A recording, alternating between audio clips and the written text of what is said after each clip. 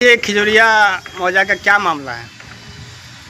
खिजूरिया मौजा बड़ी विवादित रहा है, लेकिन सच्चाई ये है पूरा खिजूरिया मौजा अभी बैंक में गिरवी रखा हुआ है। थोड़ा सा हम संक्षेप में बता देते हैं। लोग अफवाह फैला रहा है कि धीरेन्द्र नाथ गांगुली का है।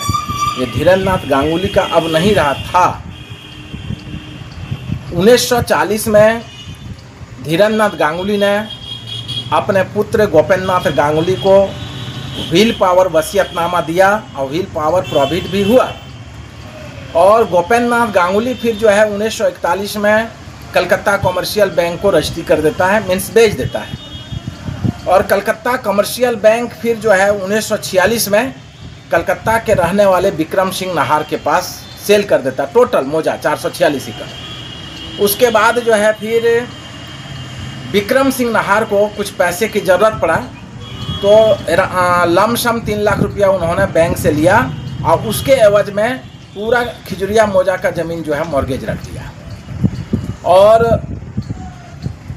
कहीं टूर में गया था विक्रम सिंह नाहर और उसकी वाइफ, तो रोड एक्सीडेंट में वो मारा गया। बहुत दिन तक ट्रेसलेस रहा। उसका लड़का को जब पता चला तो वो जो है कलकत्ता कमर्शियल बैंक के पास गया। कलकत्ता कमर्शियल बैंक जो है दिवालिया घोषित हो चुका था। वो सेंट्रल गवर्नमेंट अपने अंडर ले करके उसमें लिक्विडेटर ऑफिसर को बहाल किया। वहाँ उन्होंने प्रदीप नाहर ने कांटेक्ट किया, खोजबीन किया, तो पता चला उनको कि हाँ, आपके विक्रम सिंह नाहर के नाम से खिजूरिया मौजा का ये ज़मीन डीड हमारे पास गिरवी है। तो बोला कि हमको रिलीज कर दीजिए। तो उन्होंने लिक्विडेटर ऑफिसर जो है वो कैलकुलेट करके 5 करोड़ बताया कि 5 करोड़ रुपया आप दीजिए तो ये हम आपको पेपर रिलीज कर देंगे। तो विक्रम सिंह नाहर के पुत्र प्रदीप नाहर कहा कि जिस स्थिति में हमारे फादर ने ज़मीन दिया था, आपको बंधक रखा था, उस स्थिति में दे दीजिए हमको, हम 5 करोड़ देने के लिए तैयार हैं। जब हमारे फादर ने दिया था ज़मीन तो उस समय खाली था, खाली ज़मीन दिया था, और आप जब आपको दिए उसके बाद से अतिक्रमण हो गया बहुत ज़्यादा।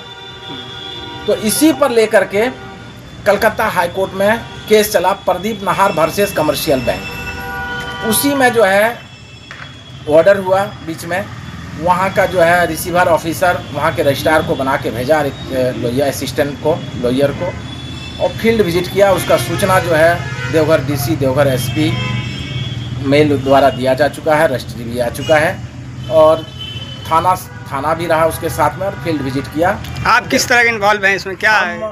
प्रदीप नाहर ने हमको केयर टेकर के रूप में रखा है। हम केयर टेकर हैं, देख रेख के लिए हमको रखा गया है।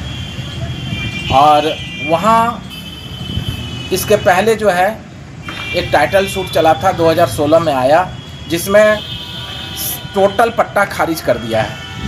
और अविनाश कुमार डीसी साहब थे, वो भी टोटल खारिज कर दिया था। टाइटल सूट में भी खारिज हो चुका है, क्योंकि पट्टा जो है, जो ज़मींदार का ज़मीन है वो सेलेबल होता है, ट्रांसफरेबल है। ज़मींदार का ज़मीन ट्रांसफरेबल होता है, उसका पट्टा होता नहीं है।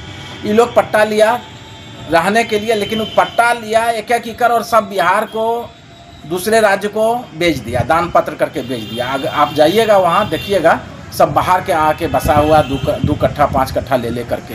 तो एक तो पट्टा लिया इलीगल, उस पर भी जो है वो इलीगल ढंग से बेच रहा है।